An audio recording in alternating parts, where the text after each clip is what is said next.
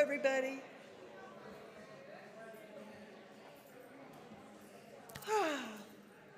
Yeah, exactly. Take a moment to breathe and just kind of be here. It's been a time for all of us, I think. I'm a bit off script, but oh well. Yeah, just take a moment, everybody. We have a wonderful person who's going to give us a sermon that I've just been talking to, and I think she has something for us that we can become more comfortable about who we are and what we're feeling. And so thank you for being here, and thank everyone for the work that you do in making this community what it is. So I will now go back to script. Good morning, and welcome to the Neighborhood Unitarian Universalist Church in Pasadena. Welcome to all members, friends, and guests. My name is Cynthia Kelly, and I am serving as your worship associate today. I am a tall, older, white-haired, blue-eyed woman with red glasses, a flowered blouse, tan black slacks, and brown boots. Neighborhood Church creates and grows an inclusive community of faith connected by love, spirit, and service. We acknowledge our presence on the ancestral, unceded territory of the Gabrielino Tongva peoples, the traditional caretakers of the lands and waters of this campus. With respect for the rights and wisdom of indigenous people, we acknowledge our harmful colonial histories. We commit to decolonizing our own practices, to learning new ways of community with each other in good relationship with the indigenous people of this land and with the land itself.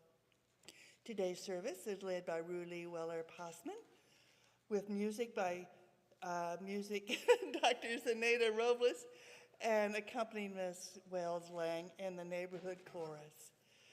Please take a moment to silence your devices as we begin our services. Families with young children are always welcome in our sanctuary, and there is additional seating in the narthex or foyer.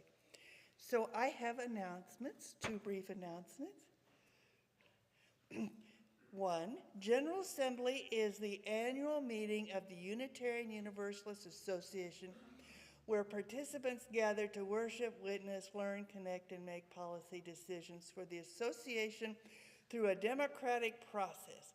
It will include over 70 workshops, from spiritual practices and justice work to leadership development and congregational growth. There is something for everyone at NUUC is gathering a group of congregants who would be interested in representing the church as voting delegates. If you're interested in attending, email James Combe. Reverend Omega will be participating in the nationwide Sunday morning worship this year. Woo. So if you are thinking of going in person, she'd love to hear from you. And then everybody, it's time.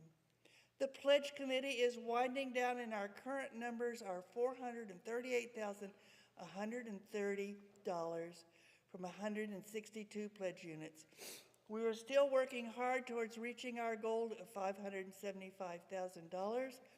We are grateful to all of you who have pledged. Excuse me. Our canvases are reaching out to our community members who have not yet pledged for this coming fiscal year. During those calls, please feel free to share your hopes and dreams for the church, as well as any concerns you may have.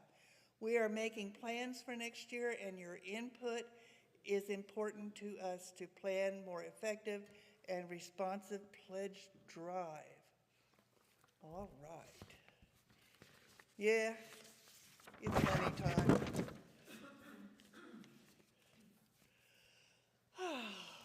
All right, I've lost a course. It's a long story, but it's too long to talk about. All right, more extensive announcements as well as our order of service this morning are available as a link in the Sunday email. Our order service is also visible online by scanning with your phone camera the QR code on the back of your hymnal with your phone camera. I said that. Again, welcome to Neighborhood Church, whoever you are, wherever you are on your spiritual journey. Again, welcome to this inclusive faith community connected by love, spirit, and service. Amen.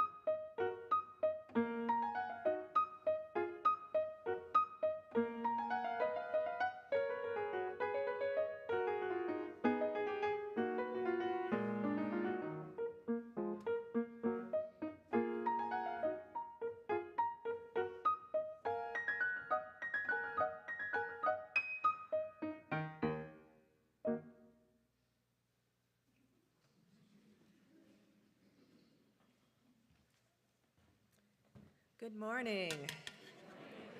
So again, my name is Really Weller Passman, and actually use they, them pronouns, so nice to meet you all. And for our chalice lighting, I am sharing the words of Gordon B. McKeeman. Deep calls unto deep, joy calls unto joy, light calls unto light. Let the kindling of this flame rekindle in us the inner light of love, of peace, of hope. And as one flame lights another, nor grows the less, we pledge ourselves to be bearers of the light wherever we are.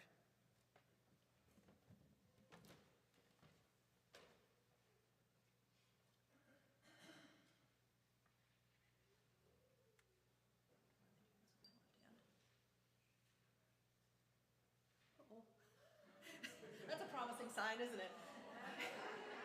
Where can I get another flame, please? Oh, you got it?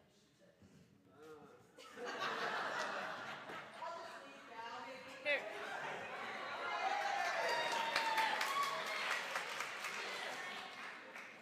Now, if this doesn't work, we know we're in trouble. There it is. All right, we got there. Thank you so much.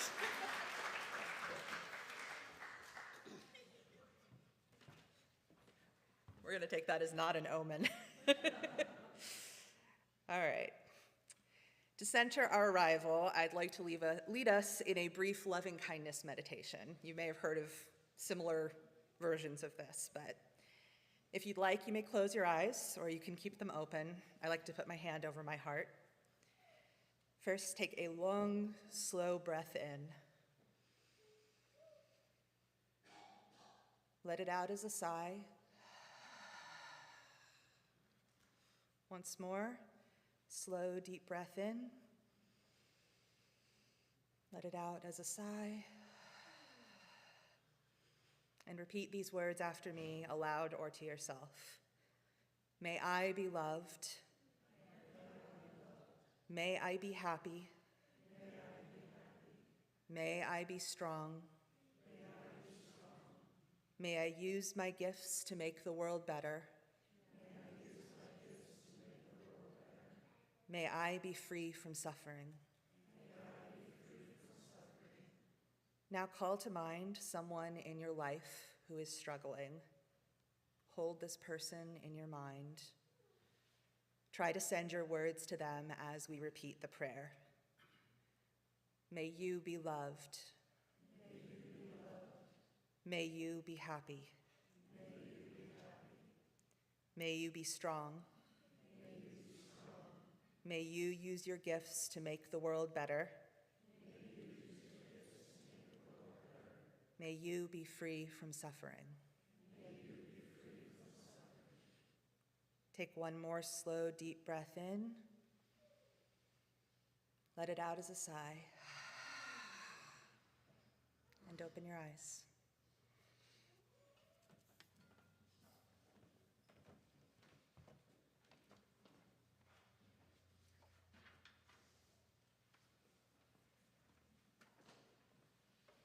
Our opening hymn is number 60 in your gray hymnal. Please rise in body or in spirit and join us in singing In Time of Silver Rain, which we will sing and learn together, as this is a less familiar hymn for our congregation. But we will sing through it first with Wells on a hum, so you can kind of figure out how those notes go. And then we will sing the verses as written. So humming together first and then singing In Time of Silver Rain.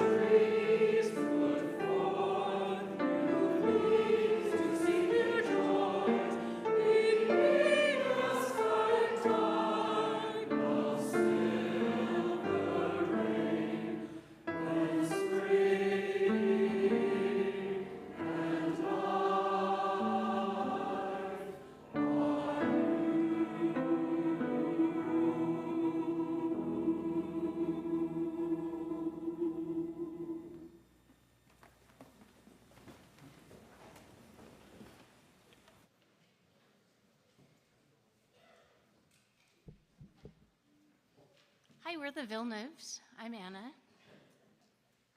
I'm Madeline. I'm Louisa. And our little boys, Luke and Jacob, are going to come and sit with us for the story for all ages. And they welcome all other young and young at heart.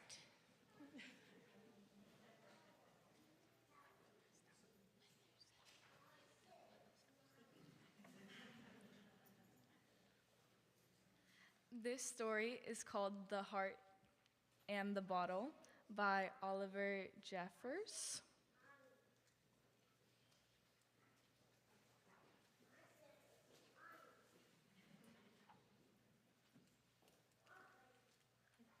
Once there was a girl, much like any other.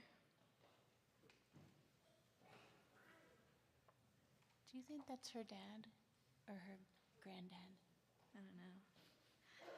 Whose head was filled with all the curiosities of the world.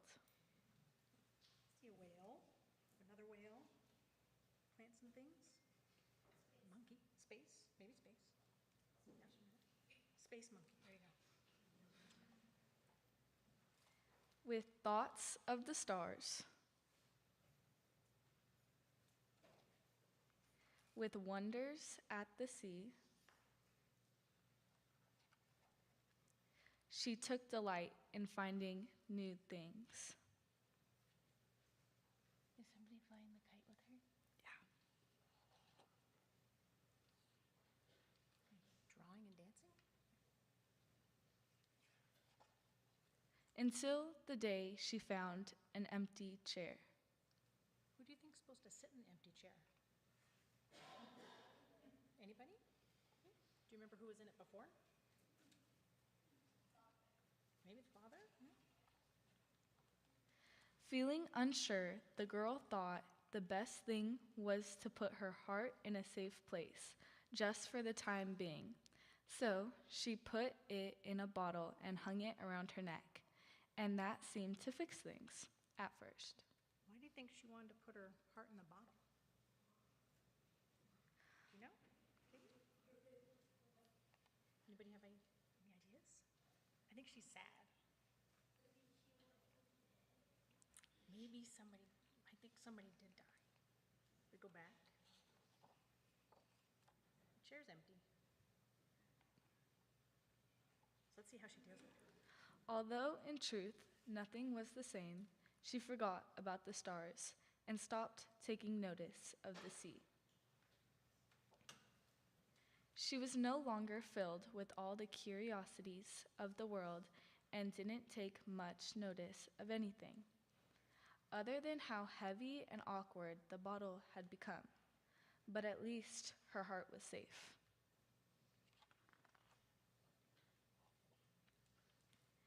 It might have never occurred to the girl what to do had she not met someone smaller and still curious about the world.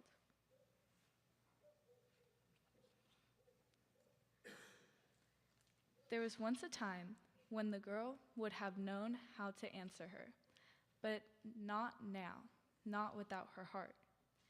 And it was right at the moment she decided to get it back out of the bottle. But she didn't know how. She couldn't remember. And nothing seemed to work. The bottle couldn't be broken. It just bounced and rolled. I think that one should have worked. Dropping the bottle from the top of the building. It didn't work? Right down to the sea, but there it occurred to someone, smaller and still curious about the world, that she might know a way. And it just so happened. How do you think she got it out? Think she just opened it? Yeah? She has tiny hands. Yeah. You just have strong hands. She did. The heart was put back where it came from.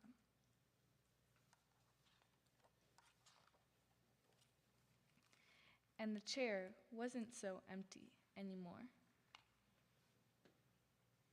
There's a lot going on in that picture. But the bottle was. It's all empty. Okay, this was my favorite picture. If anybody wants an anatomy lesson on the heart, we can talk about that after. That's really cool. It's accurate. And we'll sing our children out.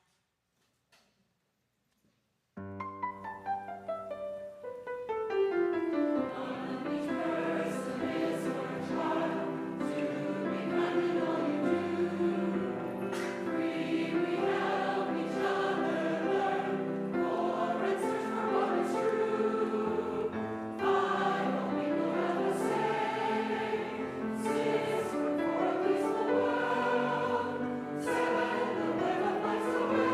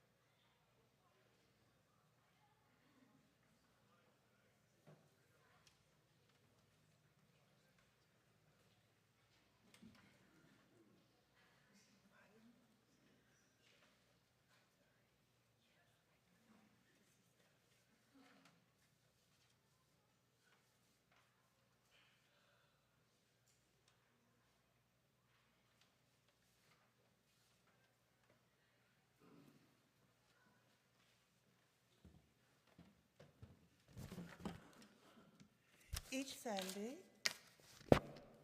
our congregation dedicates 100% of its contributions to a 501c3 organization or neighborhood church-based social justice activities that are making a difference in our community and the world.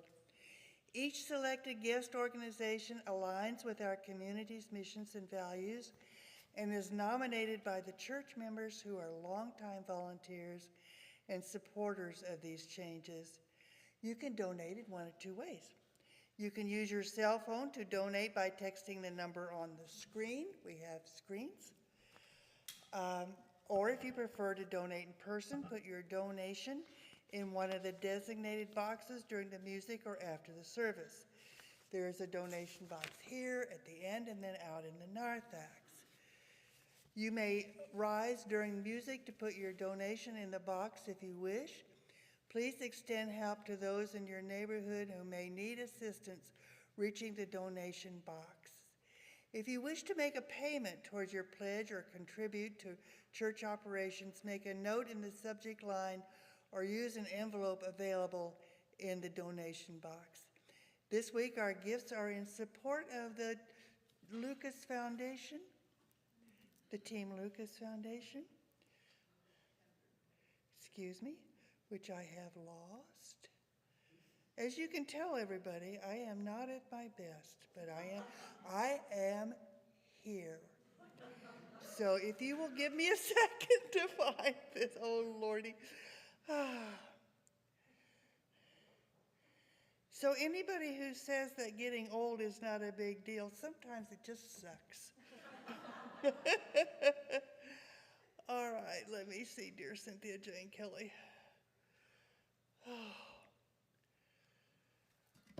Is there somebody, because I have to say, you know, I am recovering from RSV, and is there somebody who can talk about Team Lucas? Because you kind of have lost me, and I apologize for that, but is there somebody here that can talk about Team Lucas? Let me see. This is old. See, that's the thing, I did not get a script. Oh, Yes, that's old. okay, I see, okay. That's okay. So Lucas, So the Lucas Pender Fund. Hi, everybody. I'm Zenaida. Nice to see you all. It's been a while. But the Lucas Pender Fund, as you know, was created in honor of one of our very own participants in the RE program here who passed away many years ago from suicide. And so Lucas's mother, Susan Pender, helped to establish the Lucas Pender Fund in order to support suicide prevention. And so your gifts today will go in support of the work that happens to help prevent this tragedy that continues to plague us. So we ask for you to give generously today to the Lucas Pender Fund in honor of Lucas Pender and of his mother, Susan Pender, who also passed away not long ago. So thank you so much for your generosity.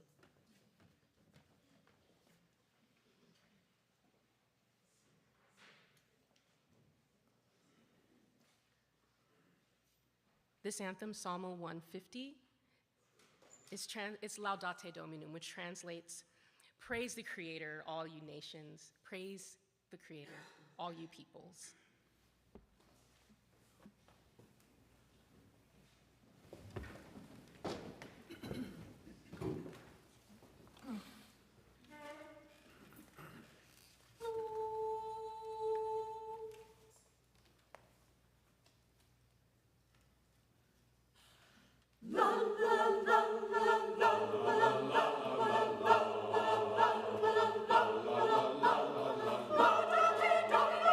Let's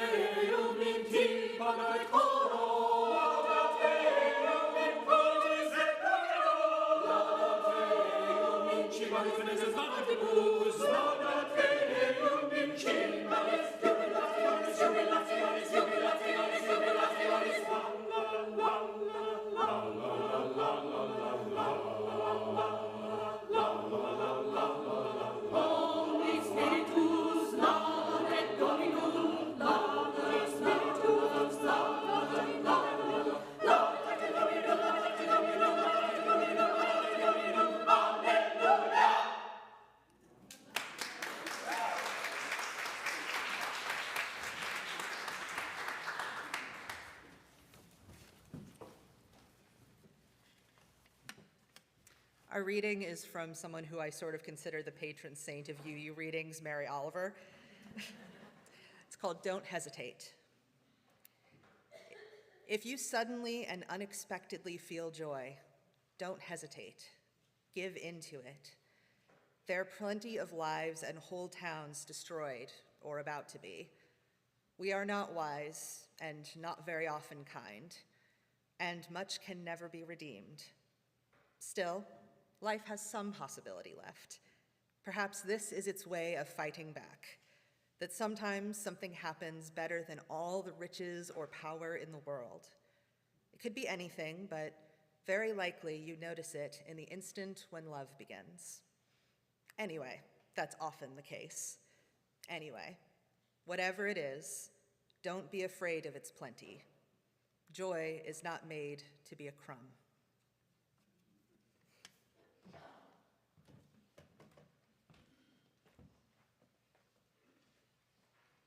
Shiru Ladonai, the Hebrew text for sing out to the Redeemer a new song.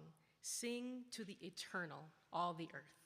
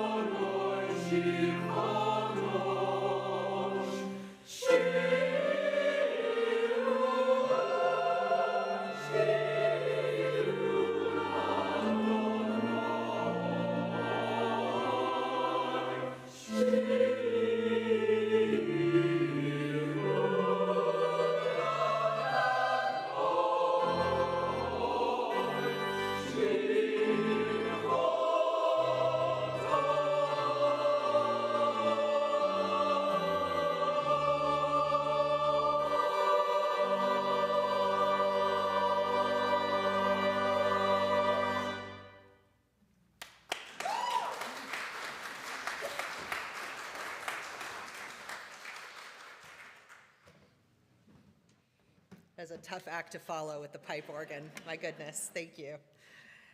So just a quick about me, since I've never met most of you before. I am a student at Iliff School of Theology. My goal is to become an ordained UU minister and work as a hospital chaplain.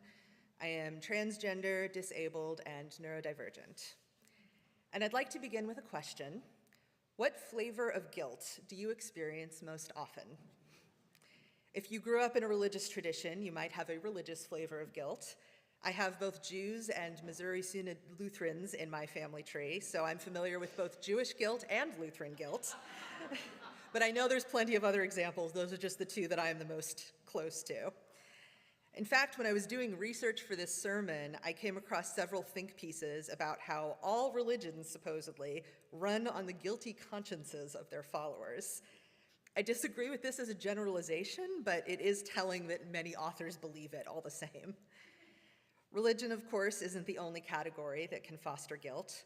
You might experience guilt related to your position in your family or your relationships, guilt about how much time you spend with your kids, how much money you earn for your family, or how much effort you're able to dedicate to your aging parents. Or you might experience guilt about an identity group you're part of and their behavior. I know I feel a great deal of guilt at the atrocities my white ancestors and contemporaries, in many cases, perpetuate against people of color. Or your guilt might be the opposite. As a disabled person, I am constantly told by society that I am a burden, a drain on resources and energy. That often manifests as guilt when I have to ask for extra help or cancel an appointment at the last minute. Where does guilt show up most frequently in your life? How does it feel in your body or in your heart? When I was growing up, my mom always taught my brother and me that guilt is a useless emotion. She advised us that regret may promote action or inspire you to avoid a certain behavior, but guilt has no such potential. It just sits in your psyche, bubbling and festering like a tumor. I took this advice to heart. In fact, ever the overachiever, I proceeded to feel guilty about feeling guilty. What a waste, I'd tell myself. How can I turn this into regret so it's somehow useful? And I'm willing to bet my mom, who is so supportive that she never misses watching the live streams of my sermons, is now wondering if she should feel guilty about teaching me to not feel guilty. My mom is the first person I heard this idea from, that guilt is fundamentally useless, but it turns out this is actually a fairly common belief. Psychologist Dr. Lawrence Howells writes that some emotions have a very clear cause and effect. When we feel fear, we flee or brace to defend ourselves. But guilt's role in our internal lives is much less clear. What does one do when nursing a guilty conscience? What, if anything, does it help us achieve?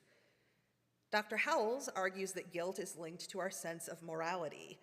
It appears when we feel we've fallen short of our own moral standards. I might believe in fairness above all else, but if I'm in a rush at the grocery store and cut in front of someone at the checkout, it may eat at me later. Or perhaps I fail to act as I believe I should. Maybe I believe that honesty is the best policy, but bite my tongue when my boss tells a lie because I'm fearful of retaliation. At its best, guilt inspires us to atone for our action or inaction. Dr. Howells writes that guilt is an energizing emotion. It drives us to act. The most effective way to reduce guilt is to undo our behavior, make amends, atone, or apologize. Clear enough. If I've acted thoughtlessly and hurt a friend's feelings, guilt could prod me to apologize to them. If I've dropped the ball at work, guilt might push me to pick up another coworker's slack in turn. If it's a more anonymous transgression, like the checkout line example, I might volunteer to let someone else go ahead of me the next time I'm waiting in a line. It doesn't directly address the guilty act, but it may help us feel that cosmically we've balanced the scales. In this sense, guilt is far from useless. It keeps us accountable to our professed morals and principles. But what about when there is no particular act to feel guilty about? What if the guilt is about a feeling, like joy? At first glance, these two emotions might seem incongruous, fundamentally incompatible, but I'm willing to bet you can think of an example. Imagine that your workplace is going through a round of painful layoffs. A few of your favorite coworkers are unsure if they'll still have a job in a few weeks, but you are unexpectedly assigned a project that you have long been waiting for. Wouldn't your excitement at this long-awaited assignment feel a little bit in poor taste somehow? Would you feel embarrassed to gush about the project knowing that your coworkers were in such a state of anxiety? Or imagine that your sibling is in the middle of a nasty divorce, just as your longtime partner is planning to propose to you. Would you be able to celebrate your engagement without a twinge of guilt at how different your life is from your siblings?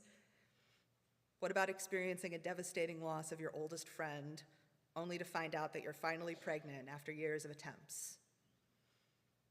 We like things to be simple and straightforward. If happiness must put in an appearance, our preference would be for the sorrow to break cleanly off and make way for the joy. But unfortunately, human emotions don't tend to work that way. Instead of clean lines from one emotion to the next, our feelings are tangled snarls of yarn. We might pull one thread to try and smooth things out, only to unearth a knot. But think back to Dr. Howell's theory about guilt's relationship to morality.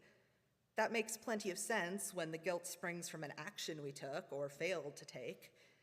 But when the guilt comes from merely feeling joyful in an otherwise difficult time, should we be taking action? What action can we take?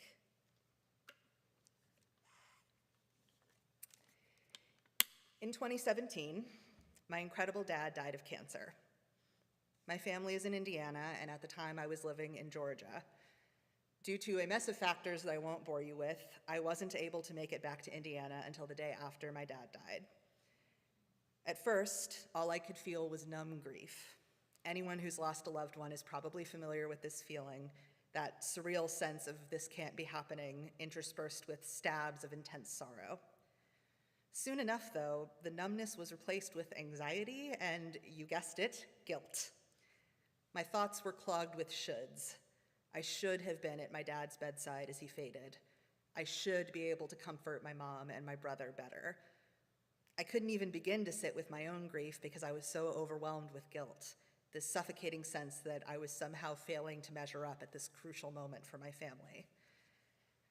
I'll freely admit that my memories of those first few weeks are foggy at best, and yet there are also two examples of unexpected lightness that I remember clearly.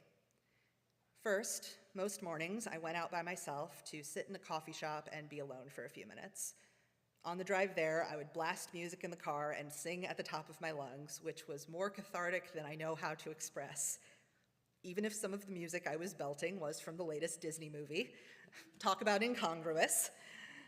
I can't call this joy exactly, but it was one of the most peaceful parts of my days. As much as being with my mom and brother and grieving alongside them was meaningful, it helped me recharge to take these few frivolous, silly moments for myself every day. But I did also feel a twinge of guilt about stepping away, as if I should again, spend every waking moment tending to my family's grief and ignoring my own. The other moment that stands out in my mind was a true moment of joy. We didn't hold a traditional funeral for my dad. My family preferred to grieve privately. But Dad's coworkers were also devastated to hear of his loss, and they decided to hold a small gathering of their own to honor him. They invited any of my family who wanted to attend, so my brother and I went. I'd met many of Dad's coworkers a few times at holiday parties and the like, and I'd heard stories from Dad about his workplace, sure, but I was amazed at how many stories Dad's coworkers had to share about him. Dad was not the best at moderating his volume when he spoke. My mom always joked that in 20 plus years of marriage, she never did find his volume dial. So Dad's cubicle neighbors shared how simultaneously irritating and endearing it was to overhear my dad's daily calls to my mom. Every day, he called when he got to work to tell her he'd arrived safely, at lunch to tell her he was going to lunch, and then in the evening when he was ready to head home, and always telling her how much he loved her. Many of them shared how my dad, who had once worked as a career advisor, had offered to review and touch up their resumes when they were worried about impending layoffs or applying for a new job. Hearing these stories were healing beyond measure. Of course, I knew how amazing my dad was, how big-hearted, hilarious, and thoughtful he was. But to hear how many lives he'd touched, even in small ways, was truly a joy, even as it was painful knowing that I would never hear that too loud voice again. But afterwards, when I was at home, some guilt did set in. This time, I felt guilty and wished that I could hold on to all of those stories that I'd heard, memorize them like the script of a stage play so that they'd remain sharp and tangible even decades later. I felt guilty that I would forget things about Dad without his living presence to remind me. So, what action was the sense of guilt prompting me to take? What was this guilt telling me about my moral code, or was it a useless emotion after all? I'm not sure that there's an action to be taken when we feel guilty about being happy, even for a split second. Or if there is, it's more of an internal action, an act of noticing. But I don't believe that a lack of actionable atonement means that the guilt is useless. It can point to deep truths within us, revelations about what matters most to us. In my case, feeling guilty reminded me how much I care about my family. It reinforced how much I wanted to provide support to my mom and my brother as they grieved, and it underscored how I wanted to remember my dad and carry his legacy forward. Yet, at the same time, there was only so far the guilt could take me. Yes, I wanted to care for my mom and brother, but I also needed to take care of myself. And taking a few minutes for solitude and reflection in my daily coffee runs was important. Yes, I wanted to hold on to the memories of my dad, but I can't beat myself up for the erosion of memory over time. That is, unfortunately, just the way of human memory. Instead of thinking of guilt as a useless emotion, perhaps we could think of it like a teacher. It often has necessary lessons to teach us, reminding us of our values and morals. And to stifle it or completely disregard it is to muffle the voice of our conscience. But it is also sometimes an overbearing teacher. Teachers are only human, same as the rest of us, and we are within our rights to take its lessons with a grain of salt. When we get into trouble with guilt is when we stew on it, even after taking action that might be needed. To torture the teacher metaphor, after we've done our homework, we don't need to lay awake obsessing about how we could have done it better. Perhaps in this analogy, joy can be a counterbalance. The lunch period and recess in our school day. Guilt pulls us into the past so we can dwell on our mistakes, or launches us into the future so that we can obsess about how we should behave. Joy returns us to the present. Our Mary Oliver reading today told us that joy is not made to be a crumb. Another of my favorite poets, Nikita Gill, asks a further question. Who benefits from us constantly guilting ourselves out of feeling even the smallest inkling of joy? Dr. Howells pointed us to atonement as a constructive outcome of guilt, but tormenting ourselves out of happiness isn't constructive. There isn't anything to atone for. Emotions aren't inherently good or bad, they just are. How many of you have been in a Unitarian Universalist service where the congregation had a chance to share their joys and sorrows? Probably most of us. That, I think, is a strong model for how we should approach our feelings. In a single Sunday, we might hear news of pregnancies and weddings alongside losses and medical diagnoses, all jumbled up together. We don't segregate joys from sorrows. Both have equal space and elicit equal support from the congregation.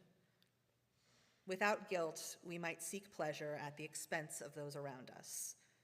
Without joy, we would have no motivation to keep moving forward despite life's challenges.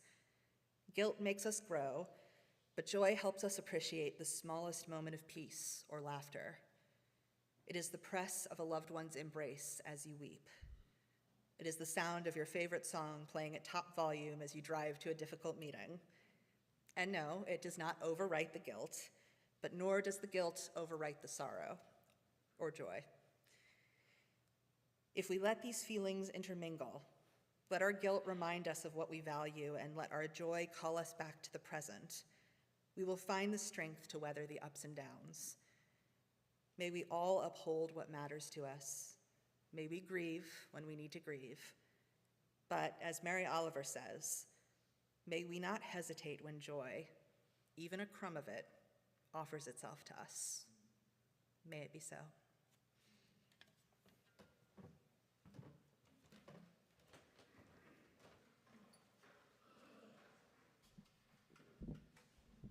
Our closing hymn is number 1060 in your teal hymnal. Please rise in body or in spirit and join us in singing. As we sing of hope and joy, Wells will delight us by playing it through once, and then we will sing all 4 verses in unison.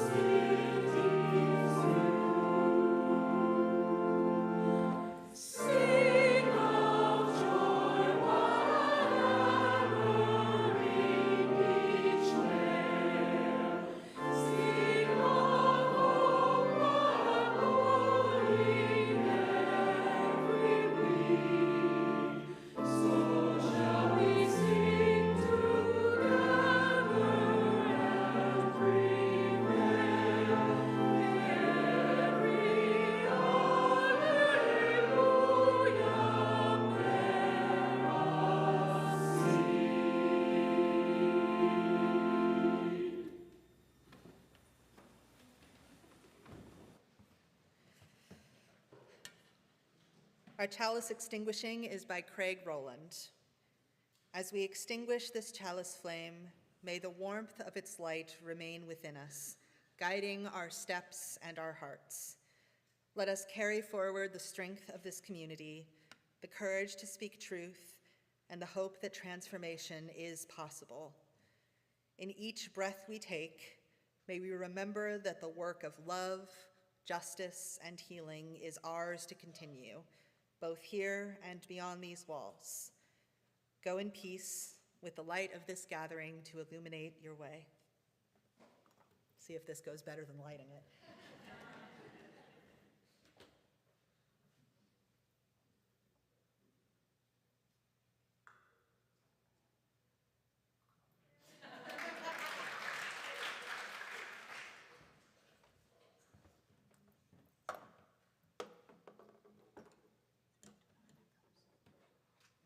you.